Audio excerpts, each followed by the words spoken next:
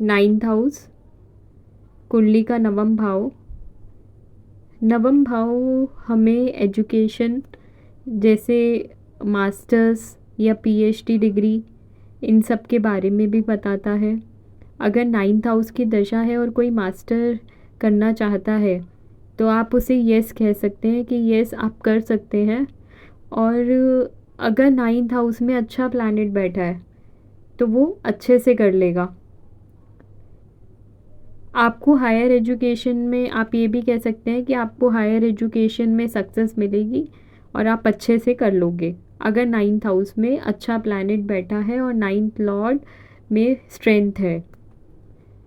9th house हमारी किस्मत, destiny को भी दिखाता है कि डेस्टिनी साथ देगी या नहीं। अगर 9th हाउस स्ट्रॉन्ग है तो डेस्टिनी डेफिनेटली आपका साथ देगी, भाग्य किस्मत आपका साथ देगी। और अगर एफ्लिक्टेड है तो किस्मत साथ नहीं देती, जितना देना चाहिए उतना किस्मत में नहीं मिलता। 9th हाउस धर्म का भी घर है, रिलीजन का घर है। अगर 9th हाउस स्ट्रॉन्ग है तो व्यक्ति धार्मिक होगा।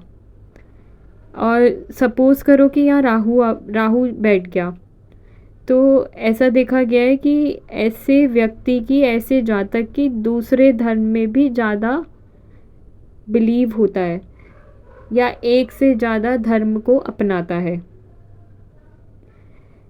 9th हाउस लॉन्ग डिस्टेंस का भी घर है। देश से अगर आप बाहर जाना चाहते हो पढ़ाई के चक्कर में या किसी प्रोजेक्ट के चक्कर में, जैसे आजकल आईटी कंपनीज़ में भेजते हैं प्रोजेक्ट्स के लिए, और आपसे अगर कोई पूछने आए कि क्या मैं बाहर जा सकता हूँ किसी प्रोजेक्ट के लिए, तो अगर 9th हाउस स्ट्रॉन्ग है, उसकी दशा है, तो आप कहेंगे यस आप बाहर जा सकते हैं। तो नवम भाव आपका दान है, नवम भाव आपके पिता का घर है, धर्म है, तपस्या है और तीर्थ यात्राओं का भी ये घर है। लंबी यात्रा भी हम यहीं से देखेंगे और छोटी यात्रा कहाँ से देखेंगे? तीसरे घर से। नवम भाव धर्म भाव भी है। नवम भाव से हम देव पूजा और साला भी देखते हैं क्योंकि ये पत्नी के भाई का घर भी है। राजतंत्र है, विदेश यात्रा है, तीर्थ यात्रा है, आपका भाग्य भी है। गुरु कहाँ से देखेंगे? 9th हाउस से, और पिता का घर भी है। नवम भाव आपका दान है, जितने भी दान पुण्य है, तीर्थ यात्रा है, गुरुजनों की सेवा, देवताओं की पूजा, उपासना, ये सब हम कहाँ से देखेंगे? 9th हाउस से। नीति, नियम, यात्रा कैसी? बड़ी यात्रा, स्थान परिवर्तन, पिता का धन, वैभव, भाग्य भाव है ये हमारा। सदाचार, धार्मिक संस्था, भविष्य का पूर्वानुमान, प्रसिद्धि और दार्शनिकता।